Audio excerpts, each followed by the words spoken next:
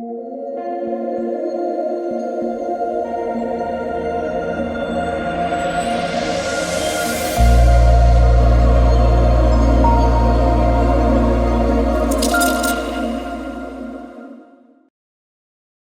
this is a 2,482 mile review of the XR650L and a review of a few of the modifications. First thing I want to cover is this bike only has a slip-on, and it also has a dyno jet kit. We ain't fooling with that retarded Dave's Mods crap. You people that put that and start drilling holes in your carburetor because some random guy told you to do it on the internet without any dyno proof, that's absurd to me. It's dumb. So this bike has actually been dyno tuned, and the pipe and the dyno jet kit shows a power difference, unlike your Dave's Mods where somebody's telling you to start drilling holes and giving you a jet size, which is nowhere near, from what I've seen online, a 158 main is nowhere near correct for this bike with a slip-on and the lid off the airbox.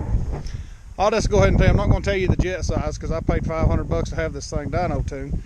The jet size is tremendously bigger than that. It has a dyno jet needle, and what's crazy is the stock pilot jet works fine. It idles at 14.0 air-fuel ratio on the stock pilot jet with a air screw adjustment in it. And I'm going to show you the air screw adjustment, or fuel screw I should say. Right now I've got it 3.5 turns out. Yes, that is maxed out for that. It will run, and we did dyno tune it on 2.5, which is only a quarter turn more. So I'm going to ride it, and I'm going to show you the difference. Go back a couple videos, look at my video, and see that this thing would not even wheelie in first gear when it was stock. So without further ado, we're going to do a ride on it. Alright boys, put the helmet on here and we're going to rock and roll. And remember, slip on, jetted, no Dave's Mods, because there's no dyno proof that I could find behind any of that garbage. Just because somebody tells you something on the internet doesn't mean it's right. Trust a dyno before you trust people's opinions on the internet. Had so many people tell me I was screwing up. And here's my concept on it, or thinking of it. Would you really trust some redneck over a dyno with a wideband in the exhaust? Absolutely not. Notice how easy it starts. Now, first thing I'm going to show you is, watch how easy this thing wheelies. I'm not pulling up on it. I'm not clutching it, nothing. I'm just giving it about a quarter throttle. Watch this. And it spun when I hit it. Again, no clutch, no pulling up. I'm setting up on the gas tank.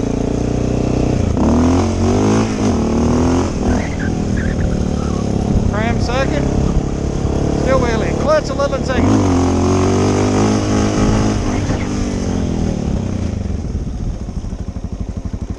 You can literally, I've got a Dunlop. Let me see what this tire is. I done wore the factory one out. Dunlop 605. And it will flat spin these off, just rolling into the throttle. If it catches, it wheelies. It'll probably wheelie in first.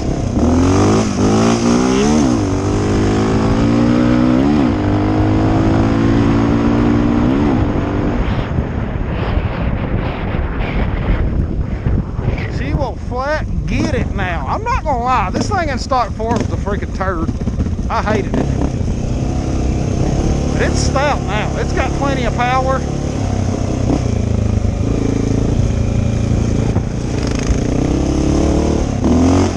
You just goose it.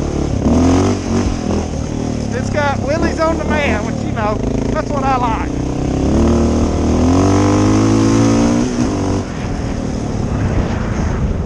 We can take this out on the road. That's right.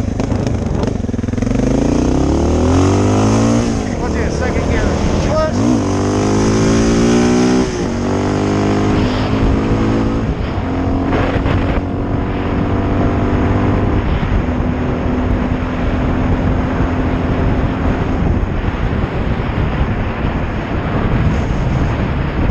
It runs so much better, Jenny. So much better.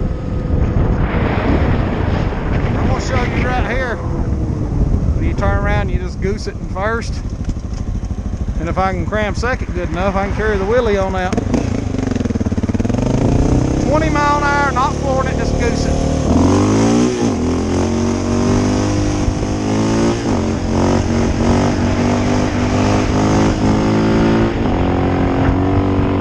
Fourth gear, baby! Fourth gear. This thing would not do that. It wouldn't even carry a wheelie through second gear stop. I'm not even flooring it. That's fourth gear, starting in first, just goosing it going up into power. Totally different motorcycle. Now granted, I hadn't took a, I haven't rode one of these with the Dave's mods, but every time I see somebody on, pick this mail up here, every time I see somebody on the internet, back of it's knocked down. Every time I see somebody on the internet, they're complaining that they did the Dave's mods and the bike is acting erratic, surging going down the road. Man, heck with all that crap, man. Do what's right, put your bike on a dyno. I do all my stuff like that except for some of the Banshees, because I know them pretty well. This thing runs good, y'all.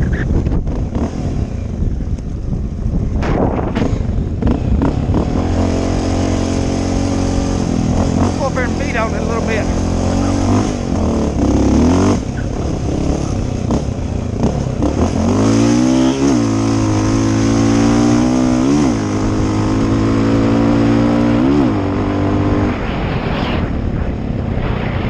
Okay, these two straightaways, this thing used to only get like 55 mile an hour. It'll now do 65. It's hard to tell on this little bitty speedometer, but it's stout now. Yes, goosing, son, she comes up. And y'all more than welcome to put in there what y'all think about Dave's mods, but I'm gonna floor it right here and try to keep the front end down.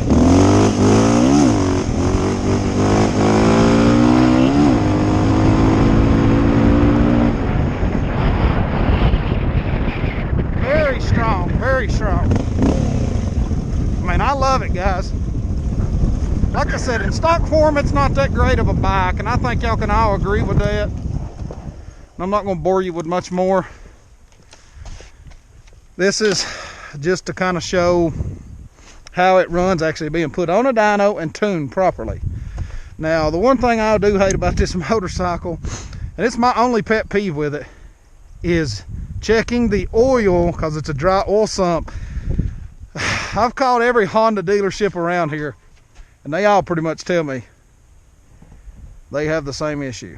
And I know some people's going to say they hold 2.5 quarts, they hold 3.